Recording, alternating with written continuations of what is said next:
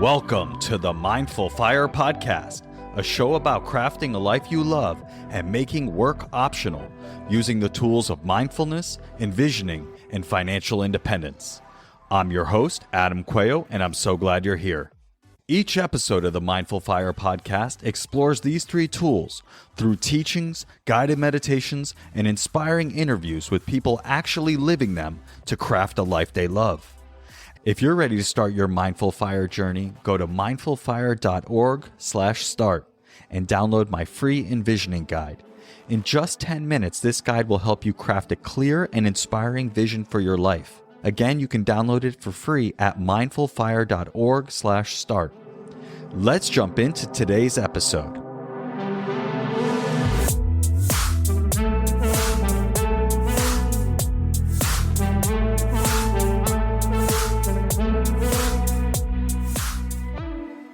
Nic, welcome to the Mindful Fire Podcast. I'm so happy to have you here. It's great to be here, Adam. And I'm thrilled to have you, of all people, here for the first time I'm ever recording a podcast in a studio and not over Zoom. What a treat. We are here in the KIT Studios in New York City. Thank you to KIT for hosting us here for this interview. And the reason I'm so thrilled to have you here is because you were my first client, my first coaching client. And so thanks again for being here. Thank you for having me. So let's start with the big question. What has surprised you most about putting envisioning practices to work in your own life? I think the quick answer is that they actually work. With my job as a physician, with it feels like 50 years of being stuck in education, everything was objective, learned from a textbook. There is no such thing as this thrill out there kind of thing, or I think we talked about a couple times that woo-woo. Really had a little bit of difficulty when we first started working, trying to buy in. We talked a lot about it on what this envisioning really was or what it really meant. And then as you worked with me more, as you coached me more, as you really helped me push those boundaries,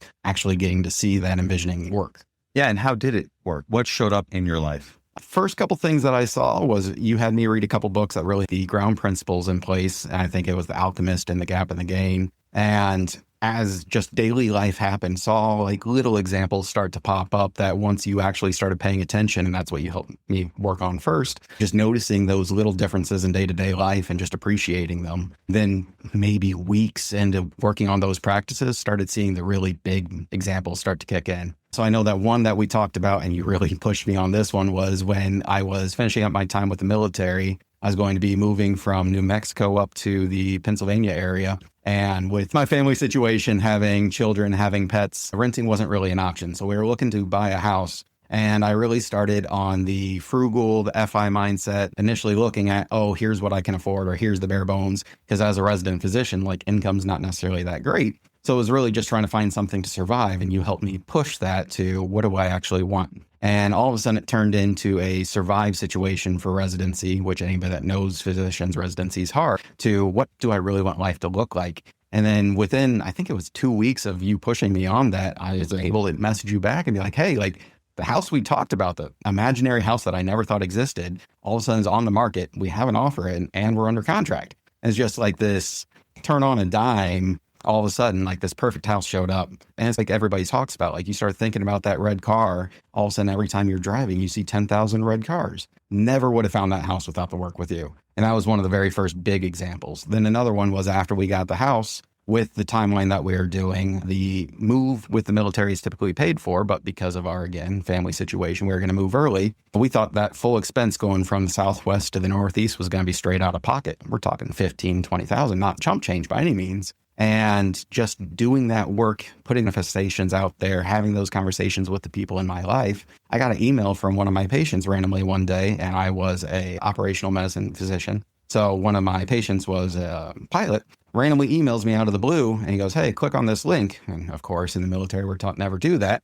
But it turned out that it was this forgotten rule where you can apply for this exception to policy. And all of a sudden, my $15,000, $20,000 move is being paid for because I qualify based off blah, blah, blah. And this envisioning where I never would have even blinked an eye as, oh yeah, I'm doing this, it's not going to work. But you put me through those steps, helped me do that envisioning, and all of a sudden I could see what I wasn't going to see. Very cool. Yeah, I love that, man. I love those examples. And just, it was shocking to me just how fast the things started to happen when you got clear on what you actually wanted. And I think what also stands out to me is that at first, all of this stuff seemed really woo-woo. And I agree that some of these things can seem pretty woo-woo and out there when you're just getting clear on what you want and putting it out there. As I talk about planting the seeds based on the fact that our stories create our reality, and the thoughts and stories that we tell ourselves most often and the ones that we pay attention to are ultimately the ones that we take action towards and notice in our everyday experience and ultimately become our reality. And so I'm not a huge fan of the woo-woo stuff. That's why I talk about envisioning rather than manifestation, because while I have no problem with manifestation, I don't really resonate with the idea of like raising your vibe and just all you need to do is raise your vibe and $1 million is going to fall out of the sky and land on your doorstep. That has not been my experience. But understanding how your brain works and using that to your advantage by planting the seeds of what you want orients and primes your mind to be ready to see the opportunities as they present themselves. And so when we did this work, the first step, as you said, was training your attention through mindfulness meditation, essentially just building up your ability to pay attention to the things that you want and to direct your attention and to notice when it was wandering. That practice strengthens your self-awareness. It allows you to start noticing, oh, hey, my attention is here. I'm thinking about this story again. And then you bring the mindfulness piece into it, which is a kind, curious awareness of what's happening inside, outside. That allows you to notice what stories you're telling yourself. And you had some pretty deeply entrenched, unhelpful stories around work that we can talk about in a minute, but that you were aware of, but maybe not in terms of exactly what impact they were having on your life. And mindfulness is an incredible tool for that. And then envisioning is really choosing a new story to create a new reality. And so that was the work that we did next, which is, what do you actually want? And I was just writing an email about a workshop I'm hosting next week, Ask What's Possible workshop, which invites people to think about what they actually want. And in that email, I was saying most people, 95% plus people on the path to financial independence, never stop to ask, what is it for? What do I actually want to do with the freedom that I'm creating with financial independence? And so in that workshop and in the work that we did together, step one is build self-awareness. Who am I? What do I want? Step two is envisioning. Let's think big about what's possible for the one life I have to live and the one that I'm building financial freedom to live on my own terms. And so I just love these examples. And when we talked about the house, you were pretty conservative about what you wanted. Just like, yeah, I just would love a house where maybe I have a couple bedrooms, maybe a yard. It's like, no, what do you actually want? And that's where I've challenged you to say what you actually want. As I remember it, it was a big fenced-in yard for the dog, multiple bedrooms for each of the kids and future kids. And you just had another baby. Congratulations. Thank you. And you wanted to be 20 minutes from where you were going to be working, the hospital where you're going to be doing your residency. Those are the things that I remember. And then 2 weeks later, I got a message from you saying, you're never going to believe this. I got a house that's 20 minutes from the office, has enough bedrooms. I think it's like 4 bedrooms. Yep. 4 bedrooms, big fenced in yard, and it's unbelievable. And you got it. It was a pretty crazy housing market during that time and continuing. And so the fact that you were able to get that is a testament to knowing what you wanted. So when you spotted it, you acted on it immediately. And I think you were out there pretty quickly after that to go see it and make sure and everything like that, right? And just for frame of reference, this was 2023, so still on that upswing from COVID. And like you said, we thought we were going to end up with 1,800 square feet built in 1910, still with the oil heater, like all that stuff. Yeah. No garage, street parking. And like you said, we ended up with, they even miscalculated the square footage. So we ended up with 3,200 square feet because of the finished basement, this massive fenced yard, 4 bedrooms, 2-car garage, 20 minutes from the hospital. Couldn't have asked for better. And on top of all of that, one of the things we were not really looking at was the school district, because our kids were the age that we weren't going to focus on that quite yet. And we accidentally ended up in a school district that is absolutely amazing. So it was just everything fell into place once we actually opened up to look for what was out there. So exactly as you said. That's awesome, dude. And if you hadn't done that work to think about what you actually wanted, what would you have been paying attention to? We would have found the bare minimum, gone exactly off, like you said, with the financial independence mindset. We were going to find something that fit those mile markers, because before I worked with you, I honestly had never thought about any of this. I was 3-4 years into my FI journey where I'd finally found financial literacy and was starting to work on that. And before we talked, had never once considered, what do I actually want out of this? It was just, how do I save more money? Yeah. And I think that's something that so many people on the path to FI fall into. It's easy.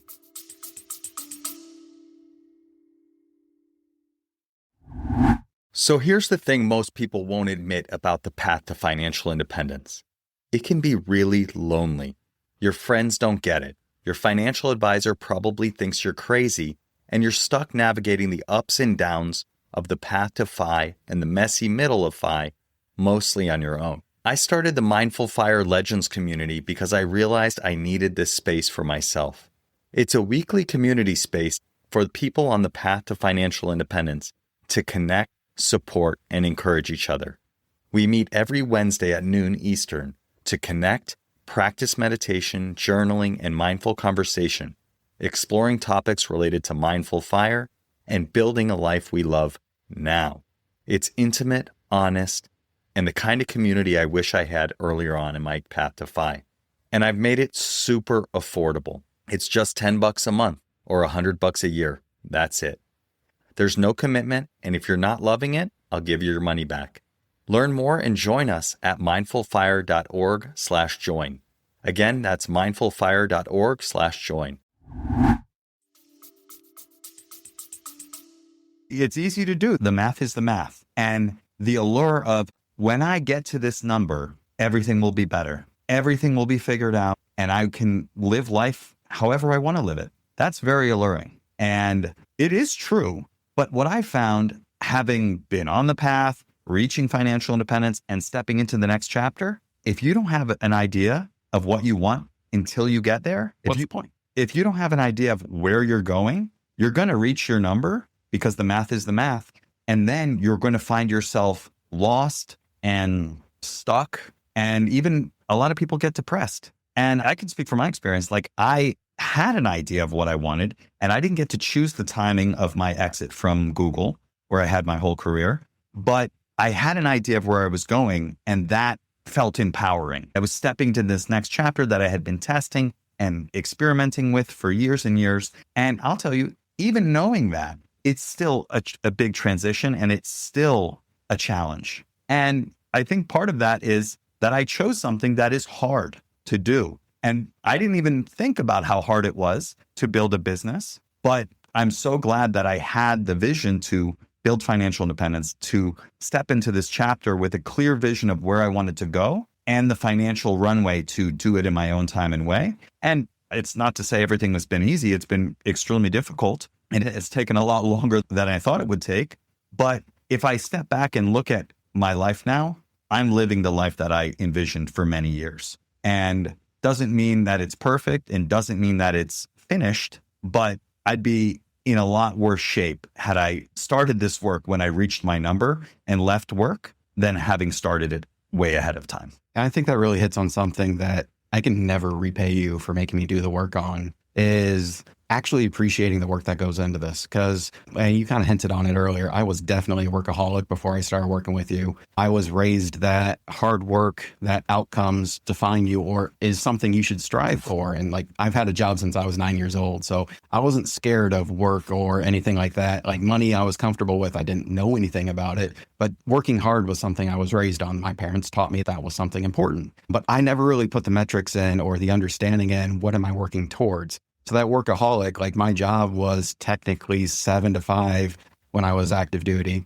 but I was coming home and I was working. As soon as I got home, I'd do a couple more hours. On the weekends when I was off, I was still working because I thought that was my value. But you really put me through the steps to figure out that it's not how much work you do, but you can work harder, less, and really find your true value. And I think that's a huge piece of this. Yeah, it is. It's like, where are you headed with this? And not just like, what is the achievement or the accomplishment that you're trying to get to, but like, how do you want to live? How do you want life to feel? And that's something that I've been wrestling with recently. It's like, I have this big vision. I want to be a sought after speaker and facilitator. I want to help unlock this level of freedom for people in their lives using the financial freedom that they're creating. But how do I want to do it? I have been racing towards that and just like essentially letting that be my sole focus. And what I mean by that is I was on Choose FI again. Then I had a bunch of people join my email list. Then they went through the welcome sequence I had set up, and it brought conversations. And that's all awesome. But I essentially made it so that anyone could book on my calendar at any time. Looking back, that's not how I want to live. I love these conversations. They're so fun. They're so energizing. And I can tell that I'm making an impact, even when people aren't a good fit or the timing isn't right or whatever it might be. But do I want to have that rejection, to call it what it is, every day of the week? No, I started feeling terrible. And that bleeds into other areas of my life. And then I realized, wait a second, I'm so focused on this. I'm not as much focused on this goal of being a great father and being, as I call it, patient, curious, and kind with those I love. Speaking of the affirmations that we did together, that's the one that I'm focused on. That balance of too much on the work side takes away from the family side and just doesn't feel great. And so I'm in the process of kind of rethinking how I go about this and what my mindset is towards these conversations, because at some point it becomes a little bit like my worth is tied up in people wanting to work with me. But at the same time, it's like, how do I want to spend my time regardless of the outcome? And so kind of getting back to what we worked on, your whole identity was tied up in having a good work ethic and doing a great job. And it really sounded like you were so focused on the work that you let it consume yourself, and you weren't even seeing, like, it was never good enough. And you weren't able to see the impact and all of the good coming back. And I think one of the things that we worked on together is recognizing the impact that you're having on the patients that you're working with and your impact on your family at home. So I'm curious, walk us through that shift from how you went from that workaholic mindset to what eventually became. So you're 100% right. I was stuck in the objective, direct acknowledgement of my productivity. So for our group, we had quarterly awards. We had these extra things. We had the opportunities for coins and such to recognize our top performers. So I thought that I had to earn those to prove my worth, and that by going above and beyond, I would eventually earn that. And then everything, all those extra hours, all the hard work would be paid off in this physical representation of my value. But I lost track that my actual value is my family. I love my job. I have a responsibility to my patients, but I also have a responsibility to my kids. And as you said, now I have a third one. I really need to figure out how to keep that focus, because if I fail them, the rest of it doesn't matter. But starting off, like, I was stuck in that mindset, and then I wasn't getting that recognition. So it really started to hit me, kind of like you said, that rejection is like, I'm putting in all these hours. I'm going home. I'm the first person in the office. I'm the last person out of the office. I'm working at home. I'm working on the weekends. I'm sending emails that aren't answered for 3 days because it's a 4-day weekend and I'm still working and nobody else is. And still there's no recognition. Yeah. And I was waiting for that award, that coin, that piece of paper to say that what I was doing was right, that I was worth it. And you helped me refine that. It was really so many other opportunities. That patient that was able to look back and say, hey, I haven't talked to anybody about this for 10 years because I didn't trust my doctor. I want to talk about it with you. And like actually recognizing what that meant, rather than just, oh yeah, let's talk about it, is, oh, like, I actually did something right. Like, I was doing a good job. I just couldn't see it. And it took a lot of work. I would not have been able to do it on my own. Yeah. No, it's so important to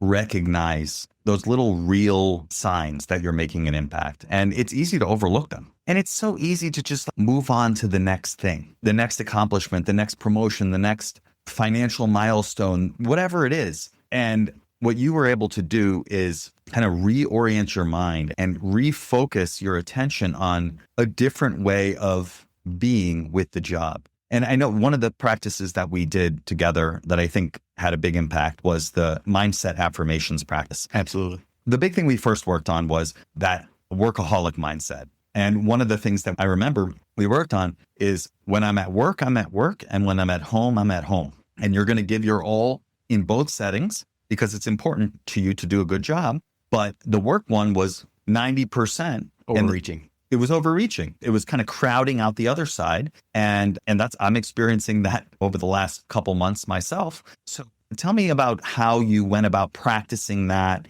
and what impact it had. As we talked about during my time with you, I'm not a good student. As most people know, doctors are horrible patients. And it turns out I was not the greatest patient with mindfulness either. And it's still a daily work for me. Back then, it took me a while, going back to the woo-woo, like, it took me a while to get through that mindset of this was a little bit more than just 10 minutes of quiet that I could spend studying or doing this or doing that. And it took a lot of work to get there. And I find myself still slipping back, and I still have those meditations, those affirmations on the home screen of my phone because I still find myself slipping back. In the last couple of months, I've crossed another FI milestone that I was looking forward to. I just got accepted for a fellowship in anesthesia and just got accepted for an abroad opportunity that only 10 people nationwide get to go on. So it's like, I have all these objective measures that I could be like, hey, I'm making it. I'm doing great. And then my son goes, when I get big, and he's super into race cars right now. So he's been very focused on, I'm going to get a job to pay for a race car. Like, okay, that's cute. That's fun. That's funny.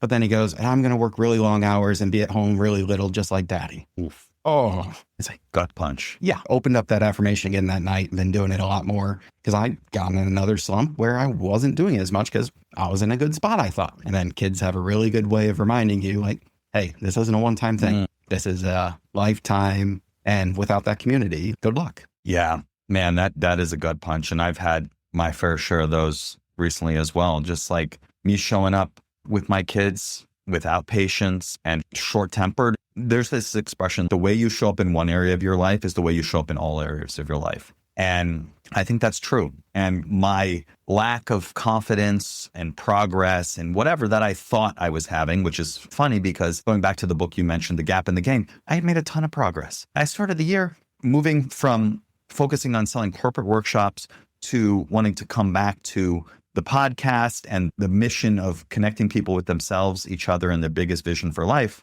And that means focusing on the coaching. I had no leads. I had this vision of wanting to be on Choose FI again. I had been on 3 years prior, and I was on Choose FI. Then I had 1,600 people sign up for my FI Life Jumpstart, which if you're listening to this, you can get at mindfulfire.org/start. And can we take a minute just to recognize how big a number 1,600 is? It's a lot of people. I'm in a community, a business community focused on podcast guesting.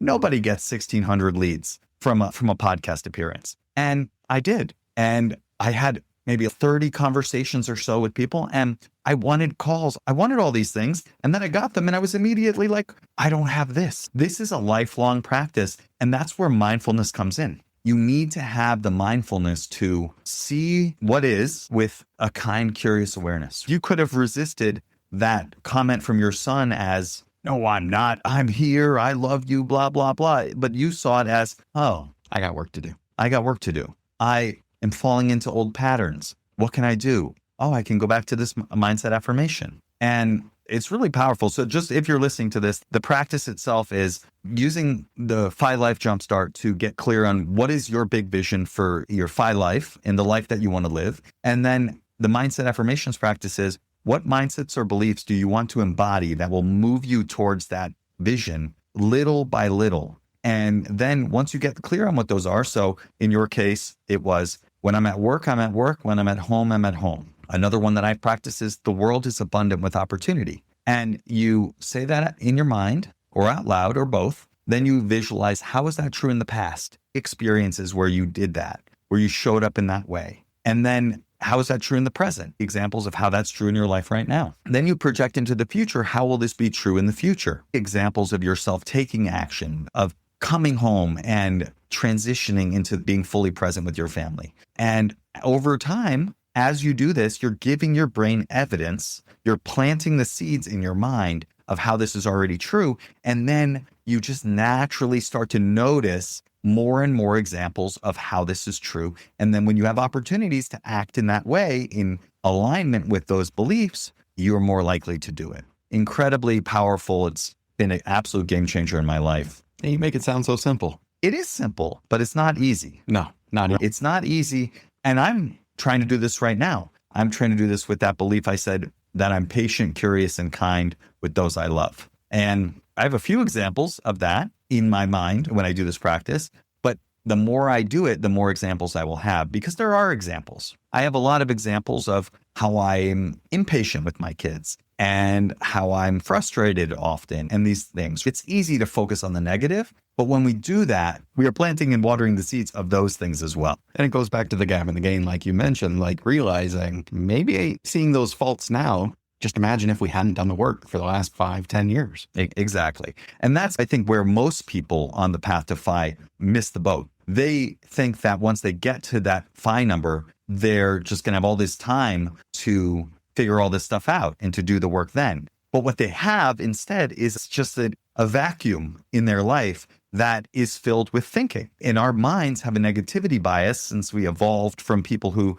heard a rustling in the bushes, and the ones who thought that was a bunny, they died when it was a tiger. The ones who thought it was a tiger and ran the hell out of there, they're the ones who we evolved from. And so we have this negativity bias. And if we have this vacuum of time where we're no longer working, we're going to do a lot of thinking. And that thinking might not be so useful. And so we need to do this work. We need to give ourselves a direction to move towards and evidence of how these mindsets and beliefs are true. And the more we do it, the more easy it will become. Absolutely. Yeah, so that mindset affirmations practice is incredibly powerful. There are some meditations on the podcast feed. You can just search mindset affirmations and you can be guided through a practice like this. I created a bespoke one for you that you mentioned you still have on your home screen. When people do the Firestarter coaching program with me, one of the things I offer them is bespoke meditations, both mindset affirmations and also the visualization of the vision that we come up with together. If the thoughts and stories you tell yourself are like seeds, this is like putting fertilizer on the seeds so that they can grow even faster. And I've had countless experiences with these practices that have changed my life. When I spoke at the CEO of Google's leadership conference, that started as just a simple idea. And I visualized that over and over again, and it happened. Same thing with retiring at 36 and the room that most people who have listened to this podcast where I usually record, the sunroom at my house. All of these things started as simple visualization exercises. So pretty powerful stuff. But let's switch gears and talk about the next step in envisioning. Okay. Step one is develop mindfulness, develop self-awareness of what are the stories I'm currently telling myself? One that you had was that work is the most important thing. Hard work is important, but it might not be the most important thing. And it might not be the most important thing at a stage in your life. As you started to have a family, it became clear that you were putting too much emphasis on hard work is important and family is important started to become a bigger aspect of your life. And really just redefining what hard work was, because I was really stuck in the quantity over quality. Yeah. And where to place that hard work. Exactly. That's a great point. Because yeah, absolutely. Like I'm working really hard and I was stuck in I'm not seeing the outputs of my efforts. I'm not seeing the accolades. I'm not seeing the accomplishments. And I'm putting all this hard work in. Wait a second. I'm disappointed because I'm looking at that as the whole universe of where I need to put my hard work, but I need to put my hard work into my family as well. And I need to do the hard work of being more patient, not reacting, creating space with mindfulness in those tense situations, and putting too much emphasis on not having the outputs in my professional life was causing me to forget that. And so I needed to remind myself of these things. Let's talk about the next step in using envisioning to create the life that you want and start living the life that you want. And so that is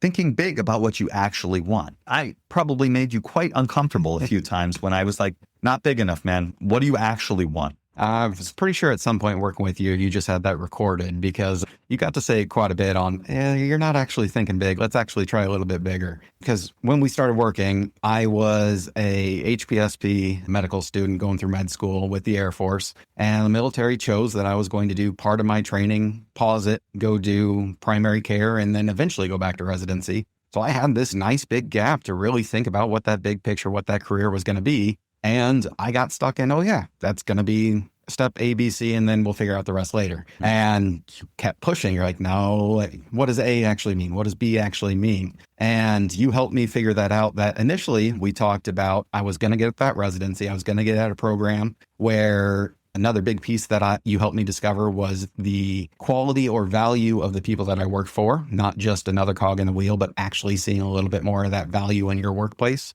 So helping find that right spot where I fit in. And then initially the plan was during residency, I was going to shoot to be a chief resident, which again, I think was falling a little bit now reflecting back. I was falling back into that trap of I wanted that objective measurement of I was being recognized. I was being seen as I was a top performer. Like I deserved that. But then slowly stepping that back. And as we went through this, as I kept doing the envisioning throughout the time on, oh yeah, I'm still supposed to be leaving work at work and home at home. I'm not doing right by my kids if I do X, Y, Z. And ultimately I chose that chief resident. Yeah, that would have looked great on a resume. That would have made me feel fantastic. But if I even have the chance of being selected, that's a whole nother conversation. It wasn't going to be what was right for me. And we've already talked about my kid saying, hey, daddy works a lot and he's rarely home. That's being a resident. Being a chief resident would have been that much more, and I would have not been the father I wanted to be. So just going through those steps, continuing the practice, continuing that envisioning to make sure I was working towards the right goal and not getting lost. Yeah, that's huge. Yeah, I challenge you to think really big. And that chief resident, that's a huge accomplishment. And yet when you got closer to that, you realized it was at odds with your desire to be a present father. And so you had the mindfulness and the awareness that, this doesn't seem to fit as much as I thought it would. And then you made a choice. That's the thing about this. A lot of people think, and I've thought myself, that once I do this work and I think this, once I set this vision or this goal, it's set in stone and I have to march towards it. That's sometimes, it's like an all or nothing sort of thinking, but that's not how life is. We take a step, we realize, do I like the path I'm on or not? And then I can take a step to a different path. And you realized, wait a second, now that I'm in this and I have this opportunity to go after this thing, it's not what I want. And so I'm going to take a different path. And so one of the other things that was really important to you when you thought, I'm years in the future, I had a successful residency, I'm out of there, and I'm now doing this. A big aspect of what you wanted was to be able to go internationally and make an impact in lower income and developing countries that don't have the same resources that we do. And you wanted to be able to go on the ground and provide training and care for people. And I remember you coming back to me when you started residency and you had this chance encounter with somebody. So that kind of the opposite direction of stepping back from work. This one, I went a little bit deeper with that envisioning was, as you said, part of my goal was this medicine abroad, this low resource medicine, this in-need medicine, 10,000 different terms for it, basically somewhere to have a little bit bigger of an impact, not just doing those routine elective things for people here, but actually going to places where they don't have anything. They need that help, whether it's resources, that's teaching, that's money, whatever it happens to be, trying to make a little bit bigger impact because that is something I value. So when I started residency, we had talked about this. This had been something I had considered, had developed that interest, that desire in the military with a couple abroad opportunities. And during our orientation lectures, we just so happened to have one of the attendings talk to us, and he happened to mention, oh, hey, by the way, I go to this country in Africa every year. If anybody's interested in a couple of years, we can talk then. And doing that envisioning, doing that mindfulness, planted those seeds and went and had that conversation right away with both him as well as my program director on, hey, I'm 2 years ahead. I know that. This is my goal for the next 3 years is I want to be on that trip. And then I not only had those conversations right away, so I got him to be my mentor during my residency. Incredible. But then went above and beyond, and I started practicing that mindset in my daily medical practice. I had one attending make fun of me because we were doing IV fluids and it's 1,000 milliliters, so 1 liter bag. And I'm focused on getting those last 5 little drops in. And he's like, what are you doing? It's 5 drops out of 10,000 drops. Switch the bag. We're good. Move on. He's like, why are you doing this? I was like, oh, I want to practice low resource medicine. So I'm making a point of every single day, every little action, even if it seems silly, being mindful of what I'm wasting. Because at some point, that drop's going to matter. It does not matter in downtown Philadelphia whatsoever, but someplace it might. So if I can practice now and just make it a natural habit, cool. He pulled me aside later and he goes, hey, I was formerly in this organization. If you're actually interested in this abroad medicine, because this was just planting a seed, like I had no idea this was going to happen. He goes, if you're actually interested in this next year, go to this website, apply for this, and it's an abroad opportunity.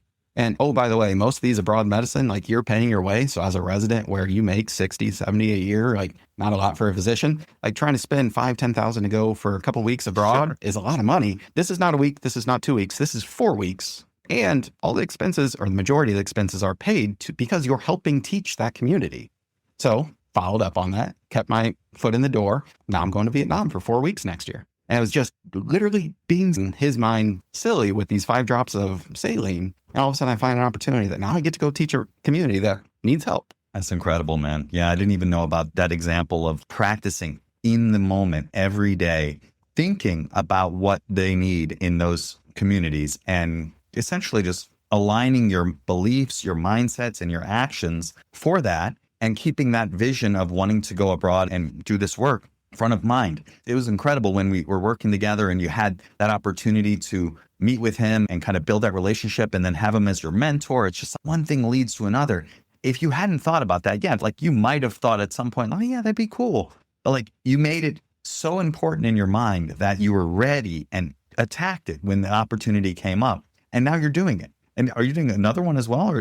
So that's termed a fellowship, but it's really just a broad opportunity with that name. Okay. I also came into residency thinking like I'm a little bit of a non-traditional medical student at this point. So I'm a little bit up there in age compared to the average resident. And especially with my family, most people aren't crazy enough to try to have kids during residency with a time commitment. I assumed pretty safely that I was not going to do any extra training. I was going to do my 4 years and I was going to go practice medicine. But planting those seeds, being mindful of my day-to-day, actually feeling what was going on, I discovered a love of obstetric anesthesia. Extremely unexpected, but the seed was there. So I took a shot and planted those seeds. And now I'm doing an obstetric fellowship next year also. And with following that path, just listening to some of the extra podcasts and webinars about, hey, here's why to consider this, or here's what it means, actually found, and this helped with the fellowship to Vietnam also, one of the speakers at one of those webinars was somebody that did that fellowship in the past. So that was an extra kind of step into, hey, here's this world if you want to take down that path. And he acted as an extra mentor for me also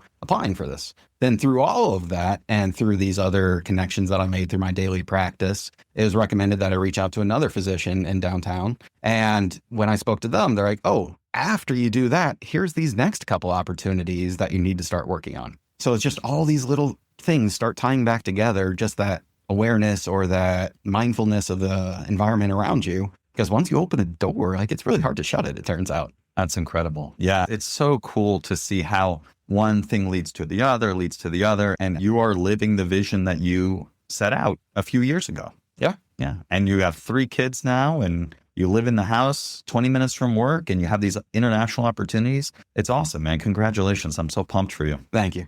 My wife's a little less excited about it with the newborn at home, but we're tackling that one day at a time. And when did you say you're going? February. You got some time. Yeah.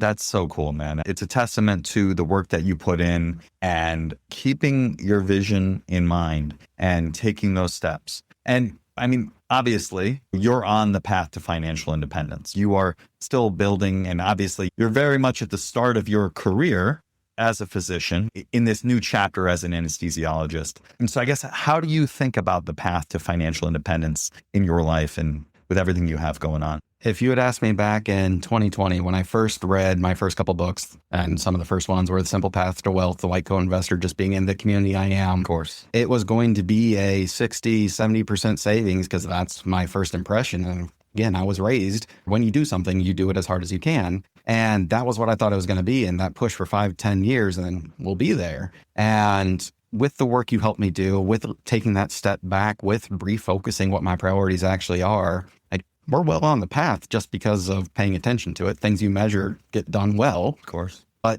we're actually being a lot more mindful on that. Instead of just going for straight fire or fat fire or whatever term you want to aim for, we took a step back and we're like, actually, that doesn't fit our lifestyle values or our family values, like slow fi, coast fi, or even better, just putting them all together and calling it mindful fi. Like that's what's right for us. So we're also investing in that mindset to plant those seeds. So we actually found an event for SlowFi just to help reinforce that, find us a better community rather than getting stuck in either the typical physician lifestyle on, hey, I've delayed all these things, I deserve it now, or the opposite side and going fat fire and saving 70-80%. Neither of those were right for us. So instead, finding a career path, a lifestyle where I actually get to live my values. I get to put my kids first. I get to put my family first. We're intentionally doing that. That's awesome, dude. Yeah, that's really important. And yeah, I think there's all these people telling you how you should live your life and what the right way to be a parent and to be on the path to FI and all this. And I kind of hate that. And it's weird for me being in this, I don't know, whatever I am, influencer, blah, blah, blah, podcaster, whatever world. It's like, you kind of feel like you got to have it all together and figure it out. And like, you like telling people the way to be. I have no interest in that. I'm here just to share my path and create an opportunity for other people to share what's working for them and what's not working. Because like I said earlier, I'm on this path, I'm living the vision that I wanted. And there are things I love about it. And there are things that are very challenging about it and that I'm still figuring out. And I think that's always going to be the case. It's just like the people who think when I get to FI, everything will be great. I thought when I'm an entrepreneur in my own time, in my own way, everything will be great. And it turns out it's still hard. And being a parent, really hard. Keeping your cool with kids who don't listen and don't care what you have to say, pretty challenging. Oh God, every day with them is teaching me something new. It's amazing. Yeah, that's what it is, man. You have a great perspective on life, and that's what I'm trying to embody as well. Just what can I learn from this situation? And I'm figuring it out. So I just absolutely love the progress that you've made in your life, in your career, in your family life, and how you continue to implement these practices in your life and see the results of doing that work. I'm curious, you're a few years out from us working together in the Fire Starter program. Looking back, what are your thoughts on going through that experience? Honestly, the easiest way to put it, thank God I did it. The value for what we did, and as uncomfortable as you made me, the value I cannot second guess a moment in my life. Putting that work in then, especially back when I was a lot more 8 to 5 type job going into residency. If I had not done the work then, my true priorities would have gotten lost. And that's my kids, that's my family, that's my wife. And without doing that work before getting to residency that you helped me do, I don't know where I would be today, let alone what the future would look like. So without that, I don't think there's much else to discuss. That's powerful, man. And I'm so glad. And I'm grateful to you as well for being the first person to take me up on it and to do the work with me and refine things and actually doing the work and seeing the impact. It's one thing to know these things. It's another thing to actually put in the work and to report back with the impact that it's having in your real life. I was definitely hesitant. I'd never done anything like coaching before. And the price tag caused a little bit of shock initially. I was like, I can do this work on my own. I taught myself financial literacy. I can teach myself mindfulness. And again, looking back, I don't regret it for a second. I'm glad I took that jump. Yeah, I'm glad to hear that because it's certainly an investment. It's an investment in yourself. And what I often think about is, it's hard to invest in yourself. It's hard for me to invest in myself, to hire someone to help me with the podcast or to work on the email sequence. All these things, like investing in myself feels weird. Something breaks in the house, I have to do it. But actually, I'm going to invest in myself and then I'm going to have to do the work to get the result that I want. That's a little scary. That was definitely a little bit of the reframe I got to too, was I was like, we're just going to spend this money and I could buy self-help books. I could spend time. But looking back, it was such a little amount of time that you worked with me overall compared to how much, hundreds of hours it would have taken to get anywhere near the same progress. It was so much better having an expert, a coach, somebody actually there on my team to help guide me. Yeah. And I think one of the big things that I bring to the table with this is I'm going to call you on your BS. Oh, yeah. I'm going to call you when you're thinking too small. It's like the fish in water. I think the parable goes, old fish swims by the 2 young fish and says, how's the water? And they're like, what's water? That was kind of me before I worked with you. I was like, didn't know what was my daily experience kind of thing. And having that more experienced individual help point that out, help point out what reality was. That really opened my eyes and moved it forward a lot faster. Yeah, it really is that. It's someone who's kind of pointing a mirror at you to help you see what you can't see on your own because you're too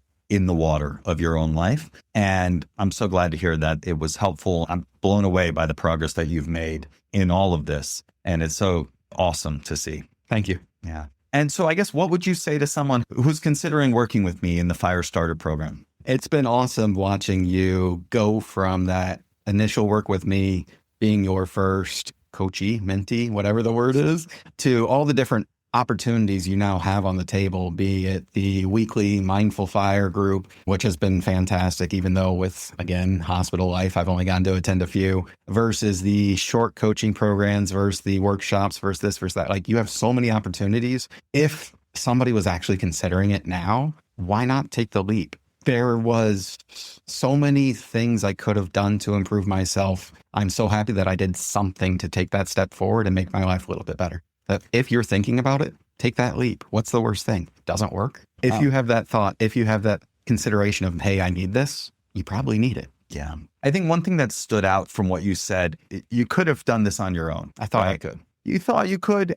Maybe you could have, but how much longer would it have taken? How much time would you have wasted going down the wrong path? And that's true of all of us. I had another person join me in the Firestarter program, Carissa, and she said, if I hadn't joined this program, it would have taken me 2 to 3 years to have done this. And you were at a point in your life where you were looking at the next chapter of residency, knowing that if you didn't do this work now, you would have been swept up in the crazy schedule and the demands of the work and very real considerations that would have prevented you from doing this work and would have swept your real priorities to the side. And that's true of a lot of people. A lot of people are stuck in this one more year syndrome. They're looking at this next chapter that they've worked so long and so hard to build, this financial freedom. And yet they're hesitant to spend a little bit of money or do a little bit of work or put themselves in an uncomfortable position to actually figure out, what do I want, and to have the support to move forward towards that. How many opportunities would I have missed?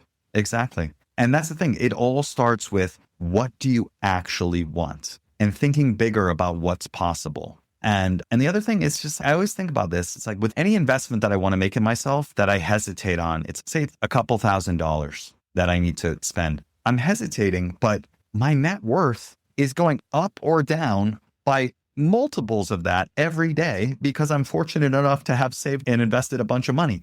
I don't freak out when my net worth drops by $50,000 in a day. So why would I not invest in myself and see where it goes? To see where it goes. I'm still working on this myself. And I know that the people who are considering this are naturally frugal. And that's why we've gotten to this point. But I think there's a point at which we need to think about ourselves as an investment. And what better investment could we have than in getting clear on what we actually want and having a set of proven practices to move us towards that little by little. And I have to say, as much as the expert that you are, the background that you bring to this was invaluable to my growth, my experience with this, actually seeing you go through the work during our conversations just made me trust the process that much more. Because it was, here's this person that has been doing mindfulness, doing these meditations for what, decade, 2 decades? Yeah, about a decade at that point. And yet could still see you and you would talk about, here's what I'm doing to continue that work. Like, it wasn't that, oh, here's this person that has it perfected. It's, here's where it can take you and here's what else can still be done. Like, you were taking those steps with me throughout the journey. Yeah. Made me trust it even more. That is good to hear, because as I was trying to say before, like being in this like guru spot, even though I hate that, I don't think of myself as that at all. It feels like I should have it all figured out. And then when I, have these challenges of like, I'm letting anyone from the internet book any time on my calendar and I'm spending my whole week getting rejected and it feels like crap. It's like, oh, I don't know what I'm talking about at all. This is the work. I am living the work. And I'm just a little bit ahead of the people that I'm offering this opportunity to. And that's fine. As we talked about before, this is a lifelong practice. This is not something you figure out and then everything is rosy from there on. Life is going to have ups and downs, and having these practices of mindfulness, of self-compassion, of envisioning and a clear vision of where I'm trying to go is so much more helpful than just wandering through the wilderness. So I appreciate you saying that. Absolutely. Yeah. And as I said before, like the first step to all of this is thinking bigger about what's possible for your life. Most people on the path to financial independence never even stop to ask themselves that question. And so I'm really excited that this Friday, August 14th, I'm going to be hosting a workshop called Ask What's Possible, where people will come learn what the practice of envisioning is all about, the neuroscience that makes it work, and to give themselves the opportunity to set aside all the constraints, all the ideas of what's reasonable, rational, responsible, all these things, just put them in a little box, set it to the side, and dream really big. That's the work we did together. That's where you came up with the idea to go abroad and share your training and skills with people who really need it. That's where you had the idea of wanting to be the chief resident, which you ultimately decided as you got closer wasn't for you. And that's totally fine. But it all starts with thinking bigger about what's possible, coming up with a vision for the life that you're creating,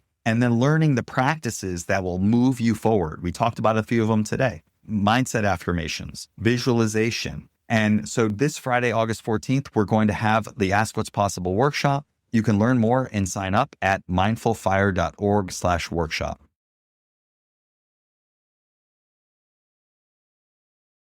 So Nick, let's switch gears now into the Mindful Fire Final Four. You ready? I guess. All right.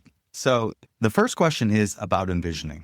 We've done a lot of work. It's been years now. You've basically made happen all the things that you've envisioned so far. What's your big vision for the next 5 years of your life? I think a big part of the envisioning for my next 5 years is realizing how much transition there is and putting a framework. So like we did with the medicine abroad, but not making it so ironclad like I used to try to. So actually taking a step back and making it a little bit more vague to leave those doors of opportunity open. So remembering the goals, the values, the priorities of my children, my family, as well as the medicine abroad, and just seeing what walks in the door that fits that opportunity. Using that envisioning has already started to bring a couple opportunities, even though I'm 2 years out from needing to worry about it per se, on what that next step might look like. So just being a little bit more lenient on maybe I don't know the future. So for example, what opportunities? Diving a little bit deeper into the alternative FI lifestyles. A lot of people coming out of residencies simply go, where's the biggest paycheck and how do I work the hardest? Because it's time to do that. Versus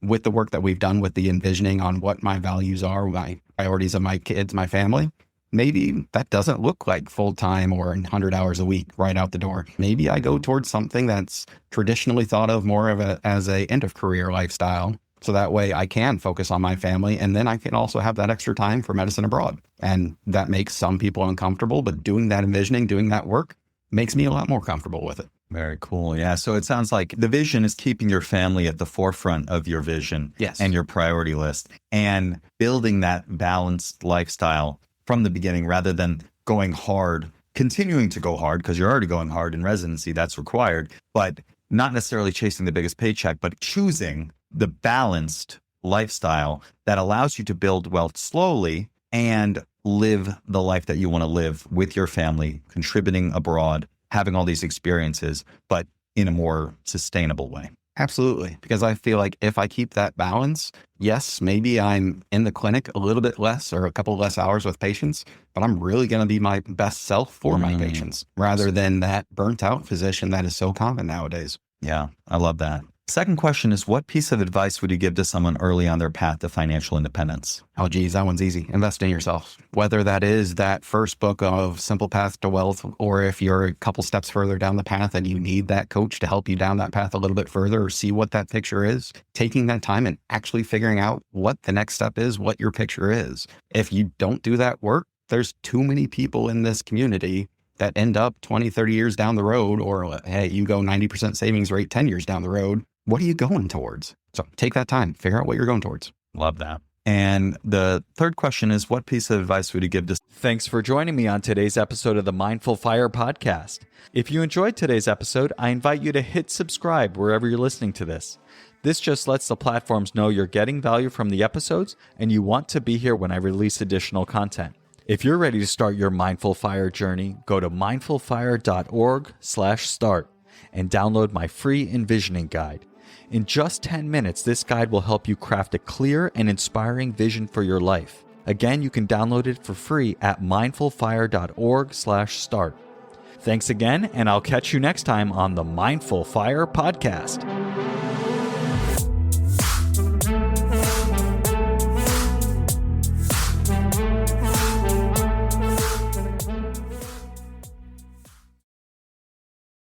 Someone getting started with meditation and or mindfulness? A lot of forgiveness for yourself. I was, and frankly still am, horrible. I did that first meditation and being that type A person in medicine, it's like, oh, this is going to be easy. I just sit quietly. What's hard about that? I sucked at it. So being forgiving with yourself. Yeah, you got to give yourself grace in all of these practices, and you're going to remember and come back to it again and again, and you can always just start again.